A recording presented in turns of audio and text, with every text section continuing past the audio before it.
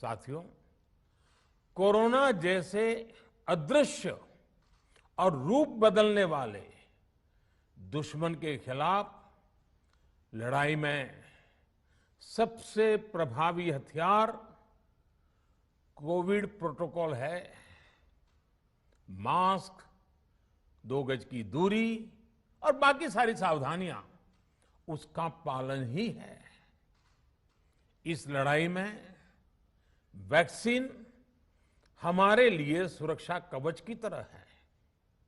आज पूरे विश्व में वैक्सीन के लिए जो मांग है, उसकी तुलना में उत्पादन करने वाले देश और वैक्सीन बनाने वाली कंपनियां बहुत कम है, इन्हीं गिनी हैं।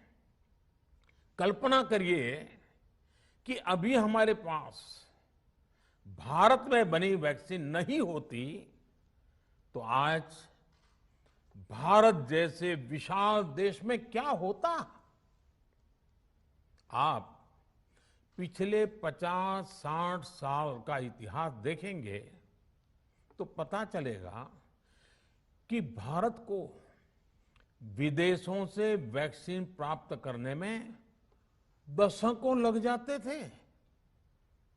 विदेशों में वैक्सीन का काम पूरा हो जाता था, तब भी हमारे देश में वैक्सीनेशन का काम शुरू भी नहीं हो पाता था।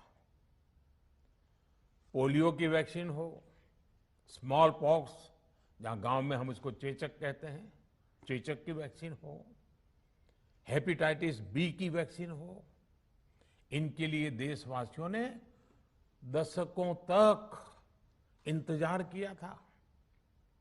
जब 2014 में देशवासियों ने हमें सेवा का अवसर दिया तो भारत में वैक्सीनेशन का कवरेज 2014 में भारत में वैक्सीनेशन का कवरेज सिर्फ 60% के आसपास था, 60% के आसपास था। और हमारी दृष्टि में ये बहुत चिंता की बात थी। जिस रफ्तार से भारत का टीकाकरण कार्यक्रम चल रहा था, उस रफ्तार से देश को 100% टीकाकरण कवरेज का लक्ष्य हासिल करने में करीब करीब 40 साल लग जाते हैं।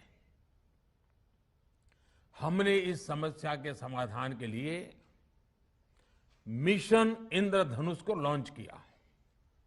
हमने तय किया कि मिशन इंद्रधनुष के माध्यम से युद्ध स्तर पर वैक्सीनेशन किया जाएगा और देश में जिसको भी वैक्सीनेशन की जरूरत है उसे वैक्सीन देने का प्रयास होगा। हमने मिशन मोड में काम किया और सिर्फ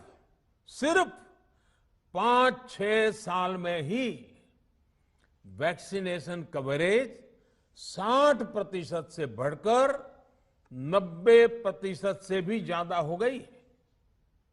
60 से 90, यानी हमने वैक्सीनेशन की स्पीड भी बढ़ाई और दायरा भी बढ़ाया।